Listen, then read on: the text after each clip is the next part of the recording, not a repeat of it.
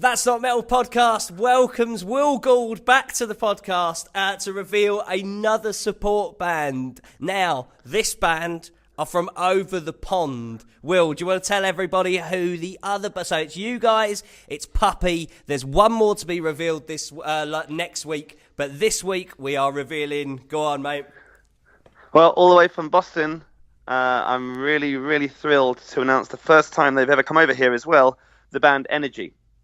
So tell us a bit about Energy, because I know you guys have played with them in the States, but I know personally that you and Ian particularly are massive on hardcore. Tell us a bit about Energy, because they're a bit of an unknown quantity in the UK. As you say, they've never been here. Yeah, well, Energy were a hardcore punk band that when I first heard them, they were like a straight hardcore band, really. That sounded a little bit like AFI. They signed the Bridge 9 Records out in the States from Boston, and they put out a record called Punch the Clock, which is an EP, which was really fast, fancy, kind of like hardcore in the vein of like Ignite or something like that, I suppose. And then they made a record called Invasions of the Mind, which is an album that followed that up, which had a real AFI kind of leaning to it as well. It really spoke to us when we were younger. And they were a band that me and Ian actually took a lot of influence from when we were starting Creeper in the first place. So they were a band that we were really into. And they made an EP after that called Walk Into the Fire, which suddenly took the sound in a completely new direction. And they've been kind of shape-shifting ever since. They're a really exciting band, I think. And they have one of the best live singers I've ever seen, the singer Jason Tankley. We had the privilege of playing with them when we went to Boston, and they were on the show as well, and so that was a real head trip for me and Miles, because we were such big fans. And I went up to Tank afterwards and was just telling him how much we loved him. But seeing the voice on those songs live, when it's impossible to tune it, it's like it's there and in your face. You'd never seen anything like it before in your life. We were all blown away by how much an amazing singer Tank was. And so this is their first time ever in the UK as well, Bees. This is the first time they've ever come over. They've toured with like the who's who over there, like in the States. They do H2O.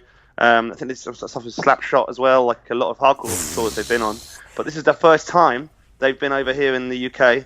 And so we're like massively privileged and very excited about their first trip over the pond being with us. We're stoked as well, because we did a massive hardcore special earlier on in the year, and how we started it was by picking things region by region. When we got to Boston, and it was Slapshot and Converge and American Nightmare, are they a real symbol of Boston hardcore as well? Like what would you say are their characteristics in a hardcore sense?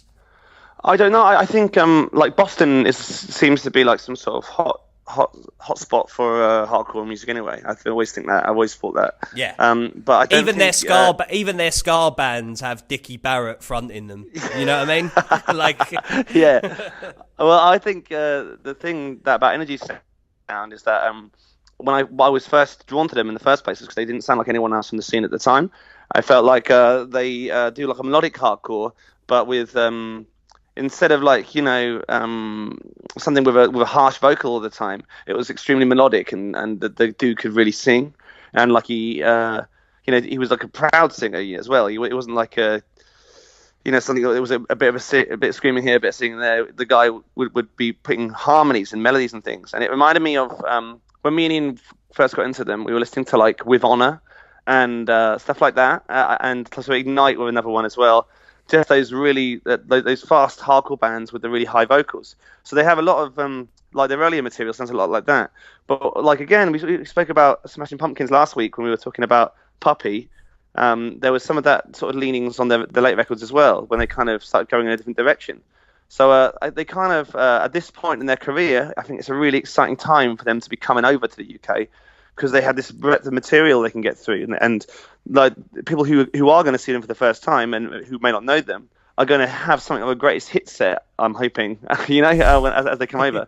So so I think that's a really, that's an incredible privilege for people in the UK to be able to see the best material of the last years. When they come on their first time over. I think that's really exciting. And I can't wait to watch them every day myself. Like this is the lineup. The problem with this is like we should be trying to get ready for the show, but I'm going to want to be watching all these bands every night. And we've still got one more to come. That is next week on the show. Will, thanks so much for your time. So there you have it. Final band joining us on the That's Not Metal Associated Creeper headline tour. It's Energy from Boston.